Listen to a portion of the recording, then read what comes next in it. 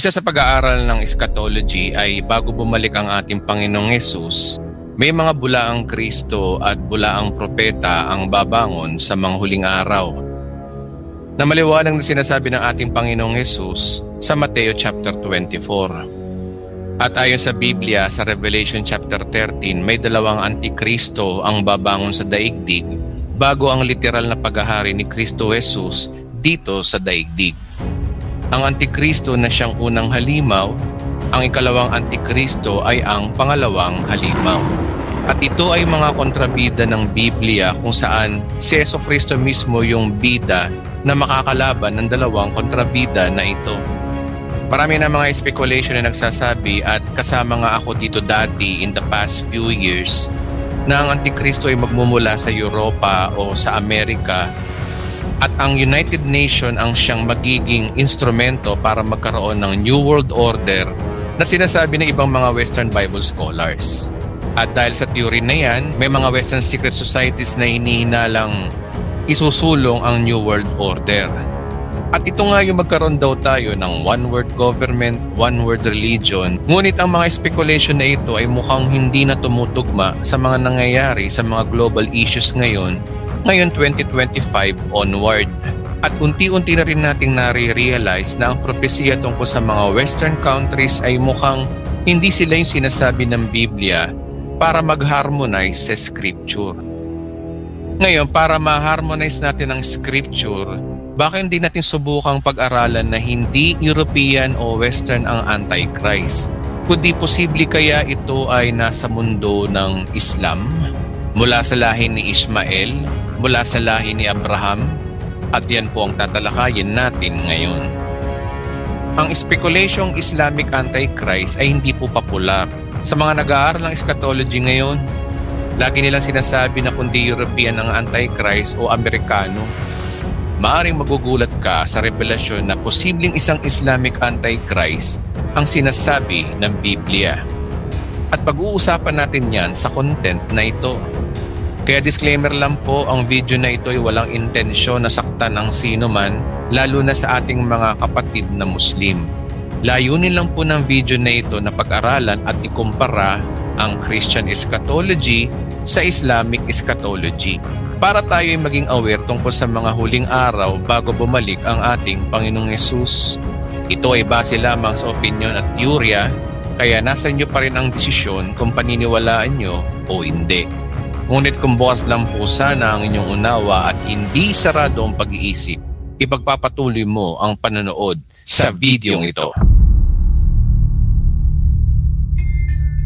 Sa Christianity at Islam, pareho silang mayroong propesya tungkol sa true Christ, Antichrist at false prophet. Sila ay yung mga tatlong messianic character sa kanilang prophecy.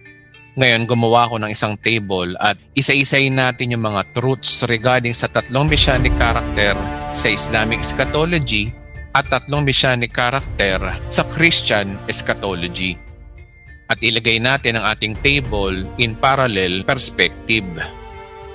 Ngayon, simulan natin sa Christian eschatology. Ang tatlong messianic character sa Bible ay ang biblical Antichrist, biblical false prophet, at biblical Jesus. Lahat ito ay base mismo sa Bible. Sa Christianity, tatlo rin ang kanilang messianic character. Dalawa ang kontrabida at isa yung pinakabida. Ang biblical Antichrist at biblical false prophet yung kontrabida. At yung biblical Jesus naman ay bida sa propesya mismo ng Bible. Kaya sa Christianity, isa ang bida, dalawa yung kontrabida. Ngayon, isa-isayin po natin. Simulan po natin una sa biblical Antichrist. Una, he will rule the world. Payag chapter 13 verse 7, pinahintulutan siyang digmain at talunin ang mga hinirang ng Diyos at binigyan ng karapatan mamahala sa bawat lipi, bayan, wika at bansa.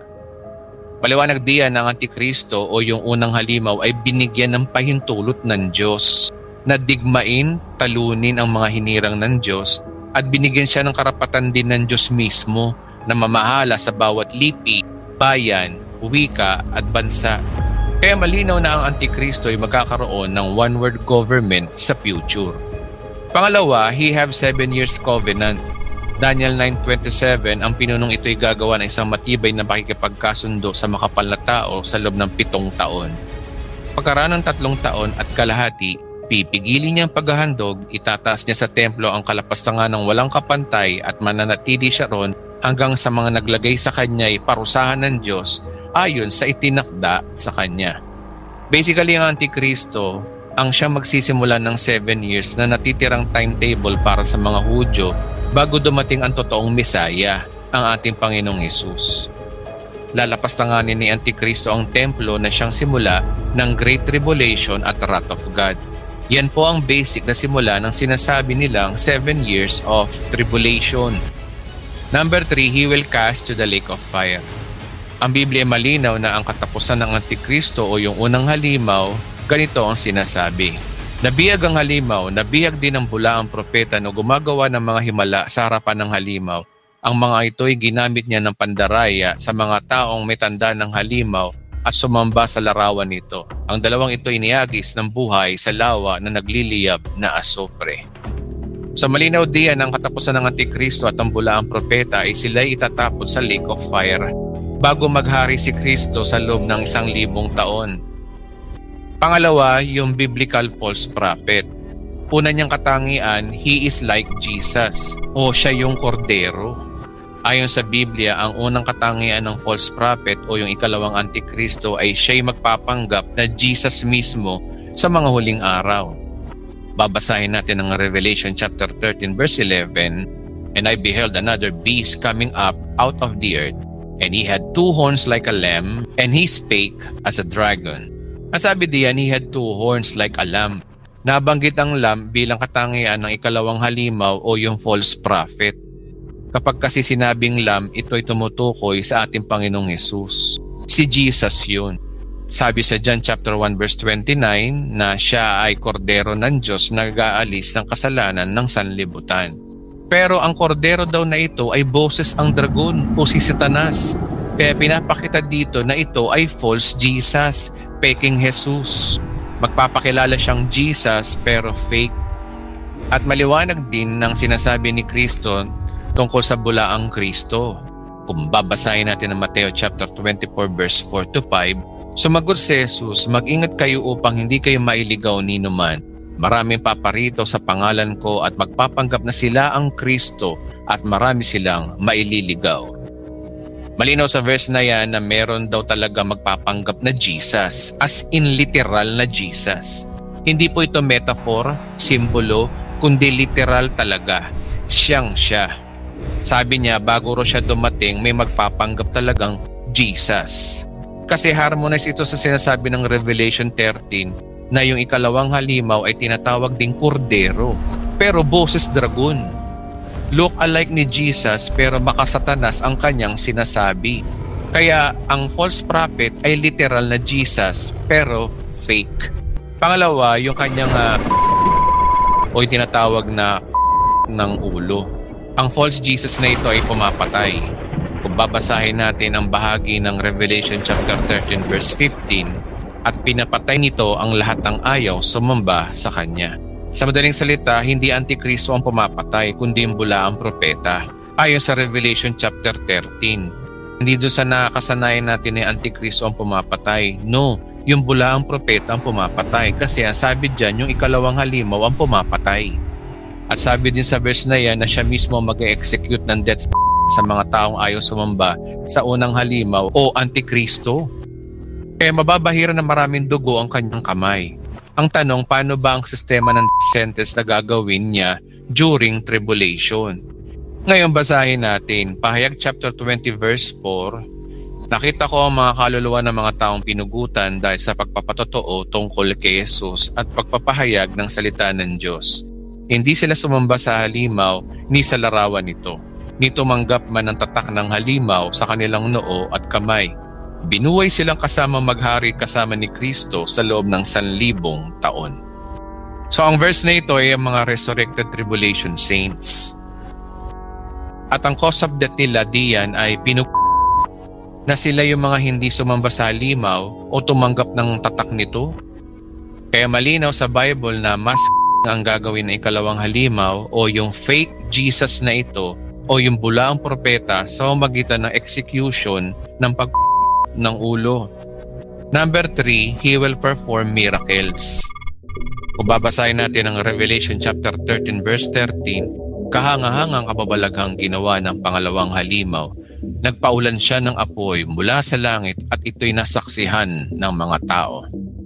So isa sa karaniwang gagawin ng false Jesus na ito ay gaya rin ng ginawa ni Jesus sa Bible na gumagawa ng mga miracles. He will perform miracles bilang identity as Jesus. Hindi po ito metaphor, kundi ito totoong literal na miracles talaga. Kaya ang sign ng biblical false prophet na ito ay may mga miracles na siyang gagawin niya sa future. Number 4, He will cast to the lake of fire. Ayon sa binasa natin kanina, Revelation chapter 90 verse 20, pareho sila ng Antikristo na itatapos sa lake of fire ayon sa sinasabi mismo ng Bible. Pangatlo, yung biblical Jesus. Unang niyang gagawin ay mas sa Armageddon. Ayon sa Christian eschatology, ang biblical Jesus ay mababahiran din ng dugo ang kanyang kamay sa Battle of Armageddon. Maliwanag sa Bible ang Battle of Armageddon ayon sa Pahayag chapter 16 verse 14 to 16. Ang Battle of Armageddon na ito ay tuturing na pinakamadugong labanan sa kasaysayan ng mundo. Literal po siyang babahan ng dugo ayon sa Revelation chapter 14 verse 20. At ayon sa Isaiah 34 verse 6 na si Yahweh o si Jesus ay tigmak ng dugo at pinagpapatay niya ang mga tao sa Ezra at Bosra. Pagpapatunay na may mas na mangyayari sa Battle of Armageddon at si Jesus ng Bible ang mag-isang gagawin ito. Number 2, He will defeat Antichrist and false prophet. Sa binasa natin kanina, itatapon ng buhay ang bulaang propeta at ang Antikristo sa lake of fire ayon sa Revelation chapter 19 verse 20. At ayon din sa sinasabi ni Apostol Pablo, 2 Thessalonica chapter 2 verse 8, mahayag na ang suwail, ngunit pagdating ng ating Panginoong Hesus, papatayin niya ang suwail sa pamamagitan lamang ng pag-ihip at pupuksain niya ito sa pamamagitan ng kanyang nakakasilaw na liwanag. Maliwanag dito na personally si Jesus mismo ang kikitil sa buhay ng Antikristo kasama ang bulaang propeta. Pangatlo, He will rule the earth for 1,000 years. Revelation chapter 20 verse 4 at Revelation 20 verse 6, iisa ang sinasabi. Si Kristo ay maghahari sa loob ng 1,000 taon. Ang lahat ng ito ay atin ang nabasa sa Bible at sa channel na ito, napag-aralan na natin ito ng napakaraming beses, lalo na sa series ng katapusan ng mundo. Kaya maliwanag ang Christian eschatology na may tatlong messianic figure na taong involved sa paghahari ng sanlibutan. Dalawang kontrabida, yung biblical Antichrist at ang biblical false prophet.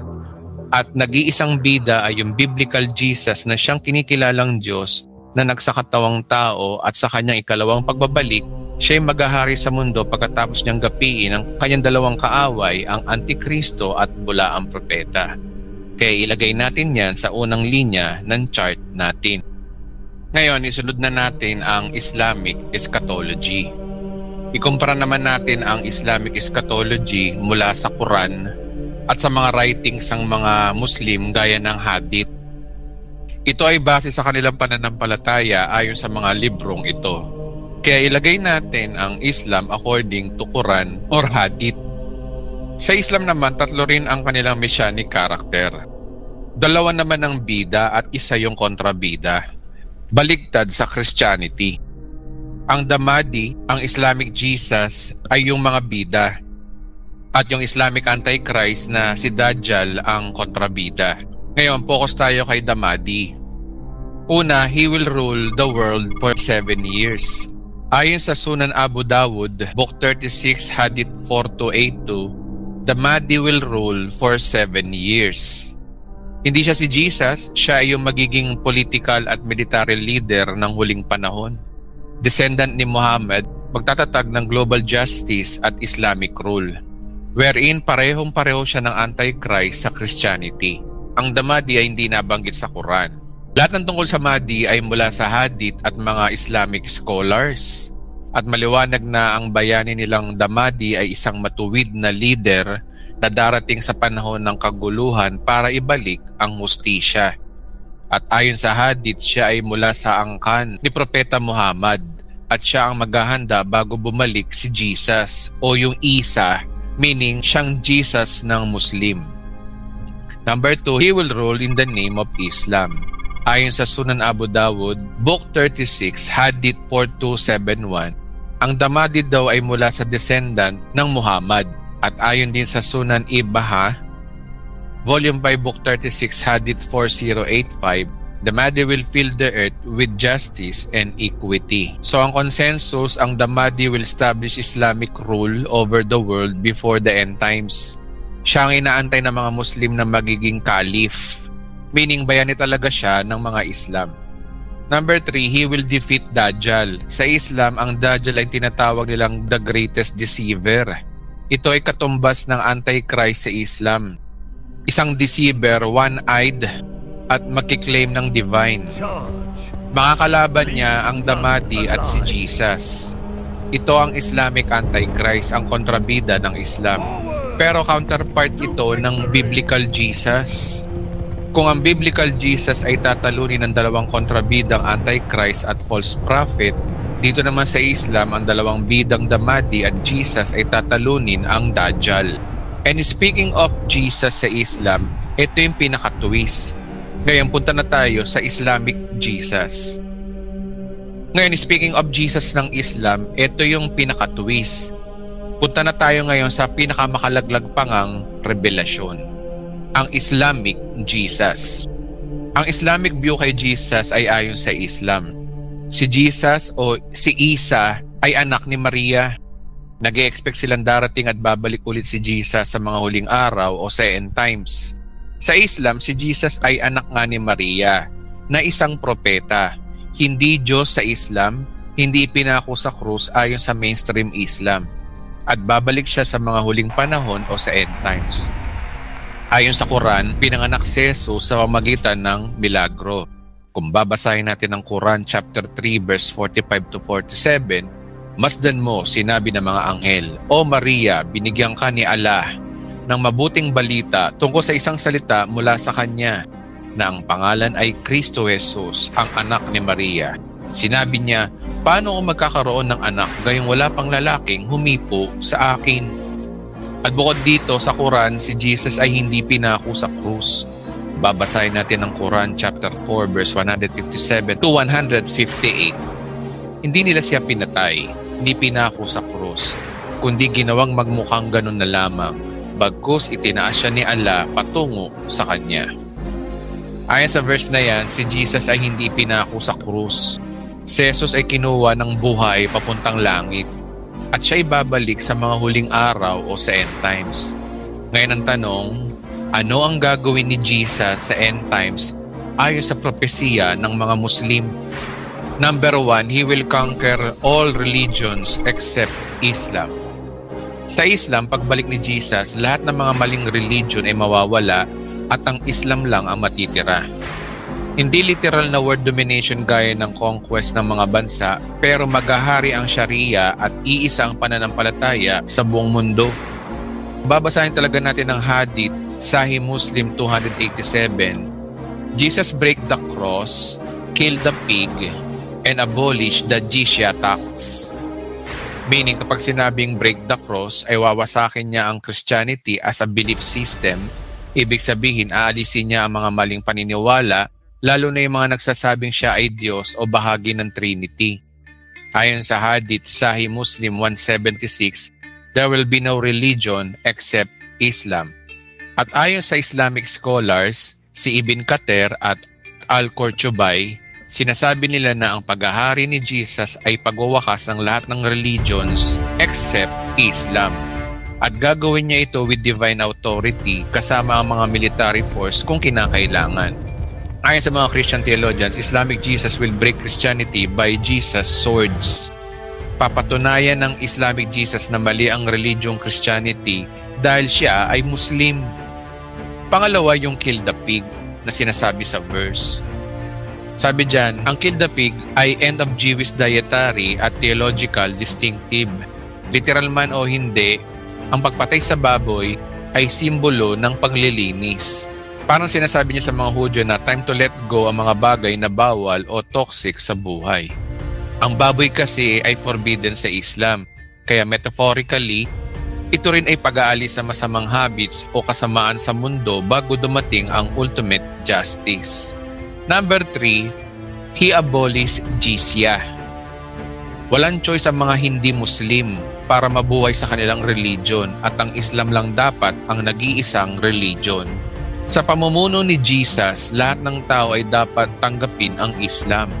At ayon kay Shilan Mukhari, 2222 at Sahih Muslim 155, he will break the cross, kill the swine, and abolish jizya.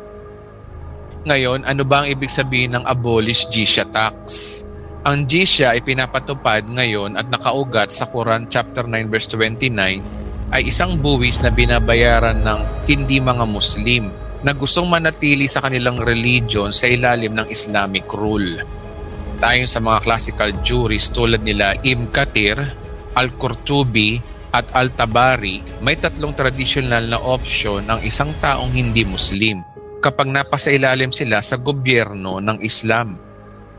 Normally, may tatlong options ang non-Muslim Islamic rule. Sa nasasakupan nila, kapag ayaw mo ng Muslim religion, ito yung tatlong option. Una, kailangan mo magbayad ng jizya tax. Ngayon, kung ayaw mo magbayad ng jizya tax, kailangan mo magpa-convert ng Muslim. Ngayon, kung ayaw mo magpa-convert ng Muslim at ayaw mo mag-tax, kailangan mong lumaban sa Muslim or else possible na ituturing kang rebelde sa kaharian ng Muslim. At ito'y base sa teksto tulad ng sinasabi ng Sahih Muslim 1731 at Sahih Bukhari 2946. Ngunit pagdating sa eschatology, sa pagbalik ni Jesus ayon sa Islam, isa sa kanyang pinakamahalagang gagawin ay pag-abolish ng jizya tax. Aalisin ni Jesus ang jizya tax dahil ipapatupad na ni Jesus na walang anumang religion kundi Islam. Sabi ng mga komentaryo ni na Imam Nawawi at Ibhar Asqalani, ang dahilan ng pag-abolish ng jizya ay dahil lahat ng tao ay kikilala sa katotohanan. Hindi na nila kailangan ng jizya tax para protektahan ng mga hindi Muslim. Sa madaling salita, bago bumalik si Jesus, mayroon ng jizya tax. Ngunit pagdating niya, wala na sapagkat ang paniniwalang Muslim ang tanging Islam lang ang magiging iisang religion. Kaya one world religion ang mangyayari dito sa ilalim ng Islam. Ngayon, ang tanong, magkakaroon ba talaga ng death sentence kapag hindi ka tumupad sa batas ng Islam, kagaya ng mga alam natin? Ngayon, ayon sa pananaw ng mga Islam, walang malinaw na turo ang Quran, nagsasabing ang Islamic Jesus ay magpapatupad gaya ng ulo o sistematikong pagpatay sa mga Kristiyano o sino mang hindi Muslim. Ang malinaw lamang sa hadith ay may dalawang bagay. Una, papatayin niya ang Dajjal ayon sa Sahih Muslim. Ngunit hindi nakasaad ng eksaktong paraan ng pagpatay. Ang ideyang o yung ng ulo ay nagmula hindi sa Quran o sa Sahih Hadith, kundi sa mga extremist interpretations, historical abuses at mga conspiracy theories. Lalo na mula sa mga ilang Christian apocalyptic commentators tulad nila Joel Richardson at Walid Shubat, na nagtatangkang iparallel ang Islamic eschatology sa Revelation. Number 2, he will perform miracles. Ayon sa Quran at Hadith, si Jesus ay isang propeta na puno ng himala. At ayon sa Quran chapter 3 verse 49, malino na gumagawa siya ng ibon mula sa putik at nagpapagaling ng mga bulag at ketongin at nagbubuhay ng patay, pati pag-alam ng mga bagay na hindi nakikita. At ayon naman sa Quran chapter 19 verse 29 at Sahih Muslim 2936, nagsalita siya bilang sanggol. At sa Sahih Muslim 2937, sa kanyang second coming, bababa siya mula sa langit kasama ang mga anghel. Ang hininga niya ay may kapangyarihang pumatay hanggat abot tanaw niya. Ang Jesus na ito ay pareho rin ng sinasabi sa Bible na si Jesus Christ ay may lumalabas na sword sa kanyang bunganga para lupigin ang mga bansa. Kaya parehong-pareho sila. Number 3, Jesus will kill Dajjal o yung Islamic Antichrist. Si Jesus ng Islam ang papatay sa Dajjal at magbibigay ng justice sa buong mundo. Ayon sa Ibn Maha 4077, ay matutunaw ang Dajjal sa presensya niya gaya ng asin sa tubig. Kaya ayon sa Muslim, yung Jesus nila ay papatay sa evil na Dajjal na ito. Nasa perspective naman ng mga Christianity, ang Dajjal ay si Jesus Christ mismo na bababa mula sa langit at pupunta sa labanan ng Battle of Armageddon. Pangatlo, yung Islamic Antichrist. He is known as Dajjal, the false messiah, an evil figure in Islamic eschatology. Ayon sa Sahih Muslim 2937, sa pagbabalik ni Isa o Jesus, bababa siya mula sa langit na may kasamang dalawang anghel at nagpapakita ng supernatural na pagdating na hindi kayang tularan ng kahit sino mang tao o mga manlilinlang sa end times. Number 2, false miracles. He will imitate Jesus' miracle. Ayon naman sa Sunan Ibn Maha 4077, kapag nakita ng Dajjal si Isa, siya'y biglang matutunaw na parang asin sa tubig, na nagsisilbing patunay na walang kapangyarihan ang false messiah sa presensya ng tunay na sugo ng Diyos na si Jesus ng Islam, ayon sa paniniwalang Islamiko. Number 3, he will killed by Islamic Jesus o si Isa. At ayon muli sa Sahih Muslim 2937, si Isa ang hahabol sa Dajjal at siya mismong papatay dito sa Gate of Lut sa Israel, na nagtatapos sa panlilinlang at kapangyarihan ng Islamic Antichrist sa huling panahon. Ngayon, sa mga messianic characters na ito, 3 sa Islam at 3 sa Christianity. Nagmumukha silang parallel sa isa't isa at pareho ng istorya ayon sa kanilang point of view. Sa Islam, ang dalawang bida na si Damadi at Islamic Jesus ay mga bayaning Mesiyas ng mga Muslim. At ang paglitaw ni Dajjal, ang Islamic Antichrist, ay isang masamang fake na Messiah. Sa Christianity naman ay baligtad. Si Jesus na parallel ni Dajjal ay ang bida.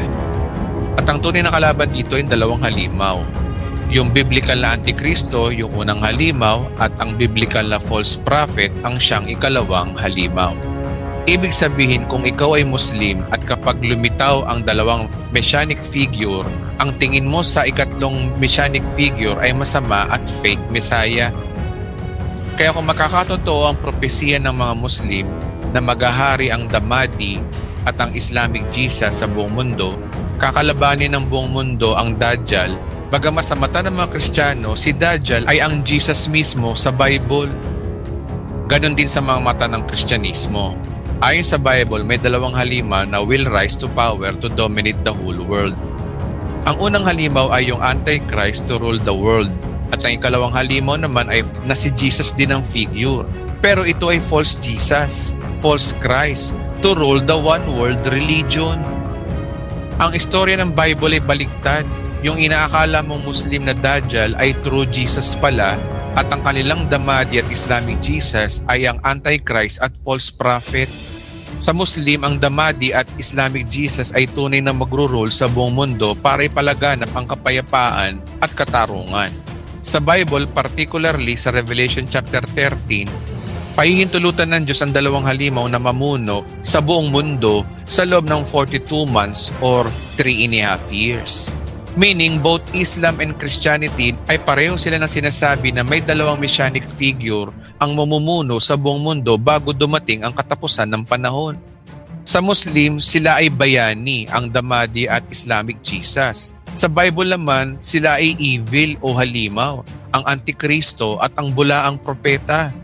Sa dalawang propesiyang magkaiba ang pananaw, both Islam and Christianity, lumalabas talaga na sa future, ang Islam talaga ang magdodominate sa buong mundo. At yan ang propesiya mismo ayon sa Muslim at sa Kristyanismo. Ngayon ang tanong, ano yung magiging deception both Christian eschatology at Islamic eschatology?